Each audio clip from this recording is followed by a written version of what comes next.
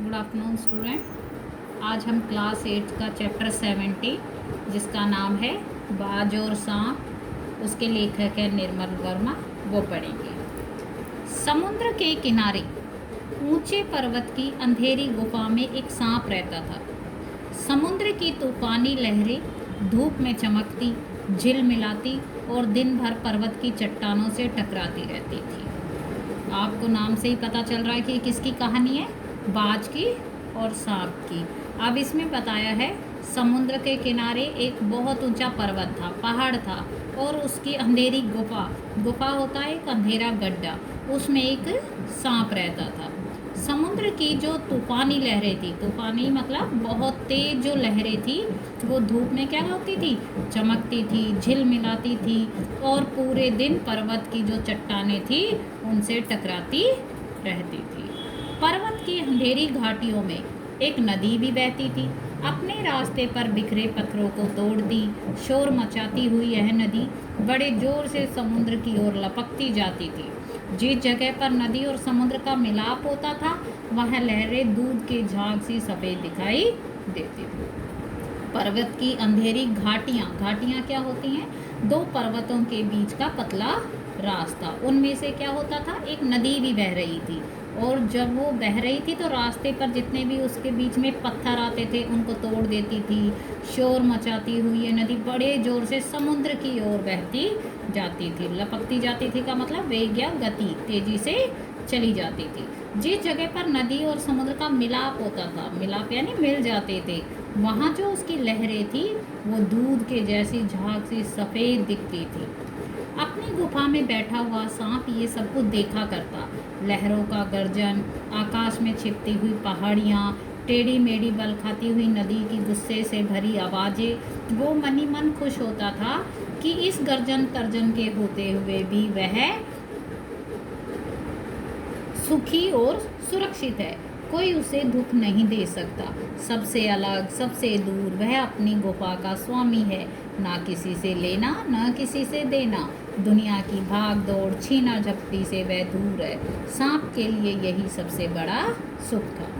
अब जो वहाँ पे सांप रहता था वो ये सारी लहरों की आवाज़, शोर, उसका तिरछा मिर्छा घूमना, पहाड़ियों का छिपना, बल खाती नदी का और गुस्से से भरी नदी की आवाज़ें, ये सब कुछ वो देखता रहता था और अपने दिल ही दिल में खुश होता था कि चाहे कितनी ही गर्जन तर्जन हो, चाहे कितनी ही गड़गड़ाहट हो, वो यहाँ पे बिल्कुल सुखी है और सुरक्षित भी है, और कोई उसे दुख दे ही नहीं सकता। वो सबसे अलग है, सबसे दूर है, और अपनी गुफा का स्वामी यानी मालिक है।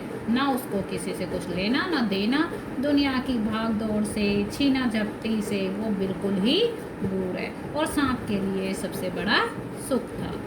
एक दिन एकाएक आकाश में उड़ता हुआ खून से लथपथ एक बात सांप की उस गुफा में आ गिरा। उसकी छाती पर कितने ही जख्मों के निशान थे, पंख खून से सने थे, और वह अधमरा सा जोर शोर से हाँफ रहा था। जमीन पर गिरते ही उसने एक दर्द भरी चीख मारी और पंखों को फड़फड़ाता हुआ धरती पर लौटने लगा। डर से सांप अपने कोने में सिकुड़ गया, किंतु दूसरे ही क्षण उसने भांप लिया कि बाज जीवन की अंतिम सांसें गिन रहा है और उससे डरना बेकार है। यह सोचकर उसकी हिम्मत बंधी और वह रेंगता हुआ उस घायल पक्षी के पास जा पहुंचा। उसकी तरफ कुछ देर तक देखता रहा, फिर मन ही मन खुश होता हुआ बोला, क्यों भाई, इतनी जल्दी मरने की तैयारी कर ली। अब देखिए, जो है सांप अपनी गुफा में बड़ा खुश था, चैन से था, सुरक्षित था, लेकिन एक दिन एक घटना घट गई। क्या हुआ, एक दिन अचानक आकाश में उड़ता हुआ खून से लथपथ भरा हुआ, खून से भरा हुआ एक बाज सांप की गुफा में आ गिरा, और उसकी छाती पर बहुत सारे जख्मों के निशान थे। उसके सारे पंख जो खून से सने थे यानी भरे हुए थे, और वह अधमरा सा बिल्कुल घायल अवस्था में जोर शोर से हाँफ रहा था। हाँफना यानी सांस का तेज गति से चलना। जमीन पर गिरते ही उसने एक दर्द की चीख मारी और अपने पंखों को फड़फड़ाता हुआ धरती पर लौटने लग गया, इधर उधर हो गया। डर से सांप को क्या हुआ, वो कोने में बिल्कुल सिकुड़ कर बैठ गया, डर गया वह। किंतु दूसरे ही क्षण यानी समय उसने भांप लिया कि बाज का जो है ये अंतिम समय है और वो अपनी आखिरी सांसें गिन रहा है और उससे तो अब डरना बेकार है। यही सोचकर उसकी हिम्मत बंध गई और वो रेंगता हुआ उसके घायल पक्षी के पास चला गया और उससे क्या कहने लगा, मन ही मन खुश होता हुआ उसे कहने लगा, अरे भाई क्यों इतनी जल्दी तुमने तो मरने की तैयारी कर ली है। अब बाज ने एक लंबी आह भरी, ऐसा ही दिखता है कि आखिरी घड़ी आ पहुँची। अब बाज उसको क्या जवाब देगा, हाँ सांस भरते हुए लंबी वो क्या कहता है, हाँ मुझे लगता है अब मेरा आखिरी समय आ गया है, लेकिन मुझे अपनी ज़िंदगी से कोई शिकायत में तो नहीं रही, मेरी ज़िंदगी भी खूब रही भाई। अब वो अपना किस्सा बताता है कि जो मेरी ज़िंदगी थी वो बहुत अच्छी थी और मैंने उसे जी भर कर भोगा है। इसमें देखिए सांप और बाज जो है आपस में बातें कर रहे हैं एक दूसरे से। अब वो बाज क्या कहता है, हाँ भाई मेरी ज़िंदगी बहुत अच्छी रही, मुझे अपनी ज़िंदगी से कोई शिकायत नहीं है। जब तक मेरे शरीर में ताकत थी कोई ऐसा सुख नहीं बचा जिसे मैंने ना भोगा हो। दूर दूर तक मैंने उड़ानें भरी हैं, आकाश की असीम ऊंचाइयों को अपने पंख से ना पाया हूँ। तुम्हारा बड़ा दुर्भाग्य है कि तुम जिंदगी भर आकाश में उड़ने का आनंद कभी नहीं उठा पाए। मरते मरते भी बाज ने उसे क्या कहा, अरे मेरी ज़िंदगी तो बहुत अच्छी थी, मैंने तो बहुत सारे सुख भोगे हैं और मैं तो दूर दूर तक उड़कर आया हूँ।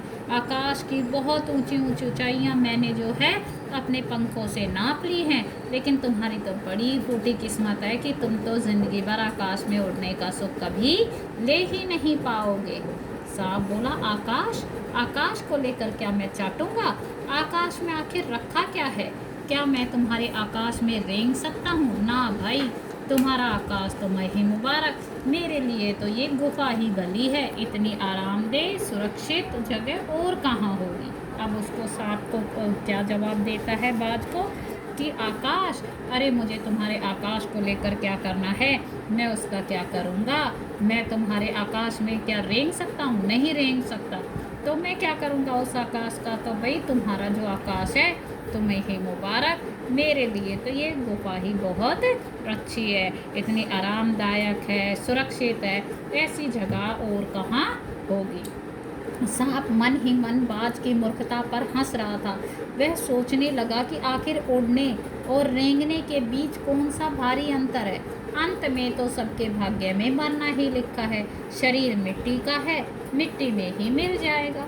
अब सांप अपने दिल में बाज की जो मूर्खता भरी बातें थी, बेवकूफ़ मूर्खता यानी बेवकूफ़ी भरी बातों पर हंस रहा था। और वो क्या सोचता है, आखिर उड़ने से और रेंगने में कौन सा अंतर है? कोई अंतर नहीं है। आखिर में तो सबकी किस्मत में क्या लिखा हुआ है, मरना ही लिखा है। और शरीर तो मिट्टी का ही से ही बना है, मिट्टी से ही बना है, मिट्टी से ही पैदा हुआ और मिट्टी में ही मिल जाएगा। अचानक क्या हुआ, बाज ने अपना झुका हुआ सिर ऊपर उठाया और उसकी दृष्टि सांप की गुफा के चारों ओर घूमने लगी। चट्टान में पड़ी दरारों से पानी गुफा में टपक रहा था। सीलन और अंधेर में डूबी गुफा में एक भयानक दुर्गंध फैली हुई थी, मानो कोई चीज़ वर्षों से पड़ी पड़ी सड़ गई हो। अब जो है बाज का जो सिर झुक गया था घायल अवस्था के कारण, उसने अपना सिर क्या किया, ऊपर उठाया और उसकी दृष्टि यानी नज़र सांप की गुफा के चारों तरफ घूमने लग गई। उसने चट्टानों में जो दरारों से छेदों से पानी गुफा में टपक रहा था उसमें सीलन थी और अंधेरी गुफा में से एक भयानक बहुत बुरी दुर्गंध यानी बदबू आ रही थी, फैल गई थी, मानो कोई चीज़ वहाँ सालों से पड़ी पड़ी सड़ गई हो, बेकार हो गई।